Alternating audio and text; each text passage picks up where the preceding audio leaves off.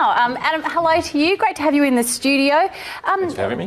What are some of the misconceptions about your real estate agent? Yeah, I guess there's a few key ones that I think are really worth knowing. I guess the first one really is that commission is a direct correlation with getting a higher result when you sell, and there's some sort of relationship between those two things.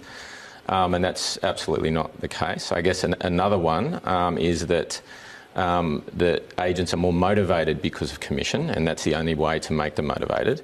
And lastly, this whole idea of having a local shop front or a local presence or a local history in the market is important these days.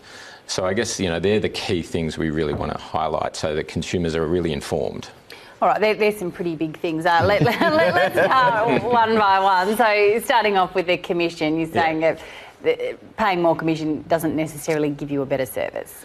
No, or a better result, which I think most people are looking for. So service, I think when you're selling your house, is probably secondary. Most people just want the highest price possible.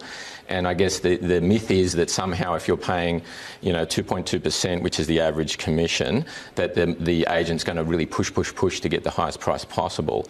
And I guess, there's a couple of things to suggest that that's just absolutely not the case. Even though it sounds logical on the surface, it isn't when you drill in. So firstly, there was a study in the US as part of a book called Freakonomics, which is quite well known, which shown that there's absolutely the inverse correlation.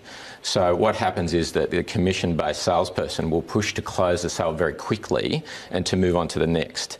And the reason for that, if you drill into the numbers, if you're, say, going to sell a $1.2 million property in Sydney, which is the average home these days, and you're getting 2.2%, that's about $25,000. So that's your commission.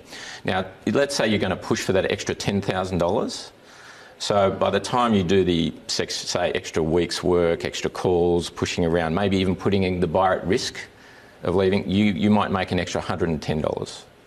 In your own pocket. In your own pocket, right. So that doesn't make a lot of sense when you really think about it. So are you going to put at risk your $25,000 paycheck, which you can do as soon as possible, or are you going to push to get an extra $110, $200? I think it's interesting the point you make about the local knowledge, because within Sydney or Melbourne or these major cities, there are so many, if you like, micro climates, micro suburbs that we sort of, it's expected or accepted, if you like, that the local knowledge is a strong selling point and an advantage. So why do you think that that's not so much the case? Well, these days I think a lot's changed. So if you go back 30 years, information for vendors and homeowners was hard to get, right? So in the digital age, I can get all the local information about all the prices that have sold in my area. In fact, if you camp yourself on REA or Domain, you can find out pretty much over a month exactly what's happening in your market. Now, 30 years ago, you couldn't do that. That actually, you relied on your agent to do that for you.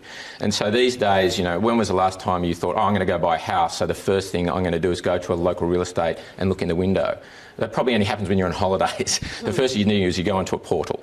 So the world has changed. So the idea that you have to have sold 4 houses in the same street and know the local butcher for the last 3 generations, that really doesn't equate with results. I mean, it's nice and it's a nice spin, but I don't think there's any correlation between that and results these days.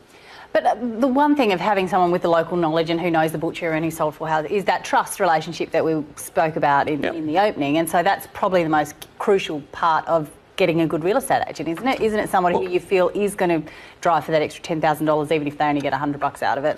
That's the relationship you want to establish. Absolutely, trust is critical, but I think these days it's probably should be more aligned to professionalism, general results, because the nice thing about today too, online, results are all there to be seen. So for instance, all of our agents are reviewed on the portal like Rate My Agent and various other portals, so you can actually see all of their history, you can see what all of the vendors have said about them, so you get much better visibility and transparency about their performance and how they've worked with agents, rather than what they might say they know about the area. So it's a different way to get to trust. I might just stop you there because we haven't actually got to what it is that you do that's different about your agents and who they are. So just explain Upside Realty. Yeah, sure, thank you. So I guess we are trying to do real estate the way it should be in the modern age. So we have a much fairer pricing policy. So we have a flat price to sell your property at $7,500 for private treaty or $8,500 for auction, no matter what the property is worth. And secondly, we use technology. So we give you complete transparency of every step of the way, so you can see, what's happening in the preparation for the sale, what's happening during the campaign, all the metrics for what people are seeing on the portal, through to open homes, through to who's put an offer in, and it's all online. So you're not relying on catching up with your agent, getting them on the phone, which can be often very difficult, and also you're not beholden to what they tell you. So some agents, probably the less reputable ones, hold back information to control the process. So, and a lot of vendors have expressed that to us. They don't like feeling that they're in the dark. So we use technology to give everything completely open to the vendor. And that's really the core of what we're doing. So why would an agent want to work with you? Like, presumably that still has to be a fair commission and comparable with what they'd get if they, had their own shop front.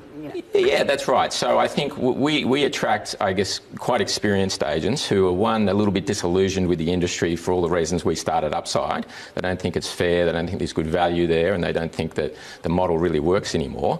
And secondly, the fact that we've got a flat price doesn't mean that we pay agents not on performance. So just like most sales organisations, we reward our agents financially on their results, and that is everything from, I guess, the financial results they get for their vendors through to, service levels and reviews. So, we give them the same financial abilities to earn good living, but they get to focus more on really servicing their vendors and buyers. So you still have a bonus structure or something in place to be able to give the agent the drive, which is the opposite of what you're saying, to get the price point up, because if there's a commission-based, that's usually the agent going, the more I sell this for, it's great for the vendor, I'm going to make more commission. Yep. You don't have that model, it's a fixed fee, but there is still some incentives in there for the agent to be able to do the same processes in your model. That's right. I mean, just because we charge a flat fee doesn't mean that's what's happening in the background with our agents. So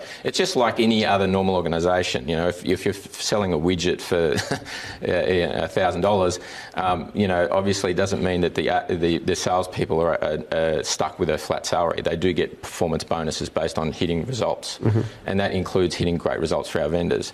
The one thing we do know is that, by separating those two things, we can focus our agents much more on service and much more on servicing buyers. And guess what? That's part of the key to getting a better price.